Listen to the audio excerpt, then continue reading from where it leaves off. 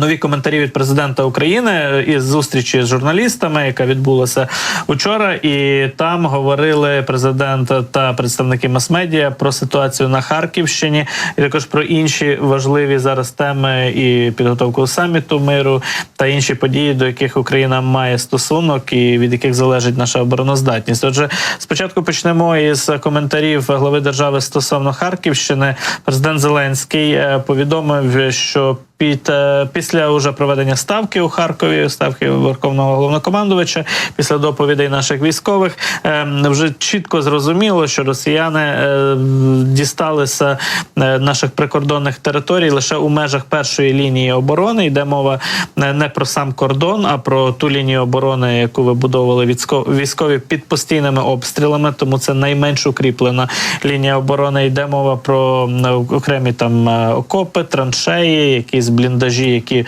вдалося все ж таки звести під постійними обстрілами. І це зона якраз до 10 кілометрів углиб української території. Зараз ворог переважно перебуває на території 6-7 до 8 кілометрів на віддаленні від українського кордону. В найдальшій точці 10 кілометрів зафіксовано проникнення ворога на півночі Харківщини.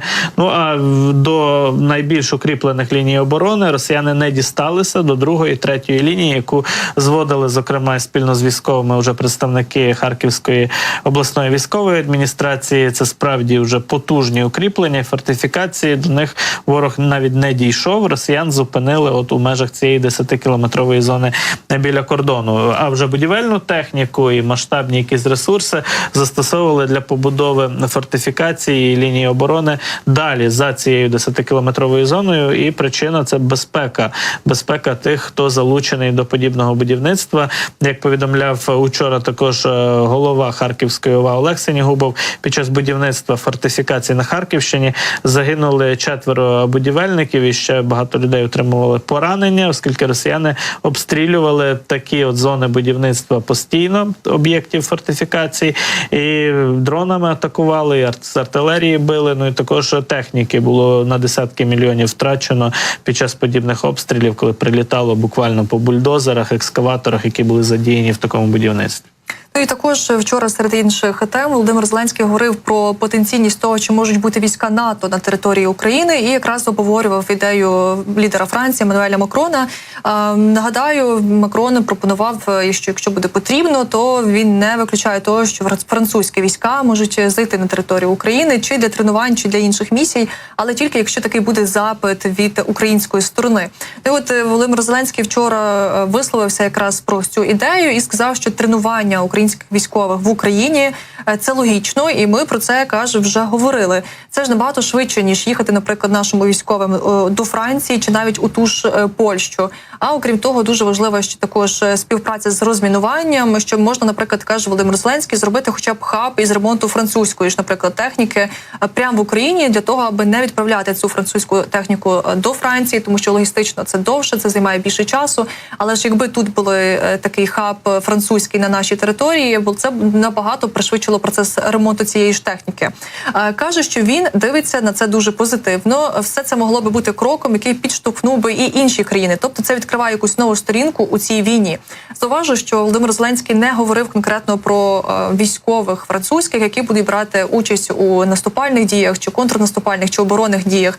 Тобто мова йшла саме про якісь тренувальні місії в Україні, про ремонт європейської цієї техніки НАТО, яка зараз перебуває на території України. І от загалом президент дуже позитивно оцінює ось такі от сигнали від наших партнерів. І от нагадаємо, що якраз буквально вранці Нью-Йорк Таймс писали про те, що дійсно деякі країни НАТО вже обговорюють відправлення військових інструкторів в Україну, і якраз говорять про те, що це можуть бути або якісь навчальні місії, наприклад, десь на заході країни, або ж знову ж таки центри, де зможуть ремонтувати техніку, яка була доправлена до України в рамках різних в рамках допомоги, але зазнала пошкоджень, і отут її треба оперативно відремонтувати.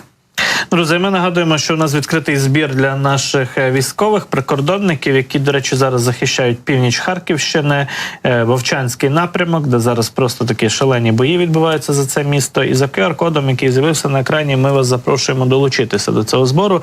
Збираємо ми на авто Toyota Hilux, такий прохідний абсолютно пікап, який часто використовують наші військові, для того, аби наші військові прикордонники мали змогу дійсно пересуватися бездоріжжям і близько до лінії фронту на передовій. Потрібно зібрати 360 тисяч гривень, аби придбати це авто.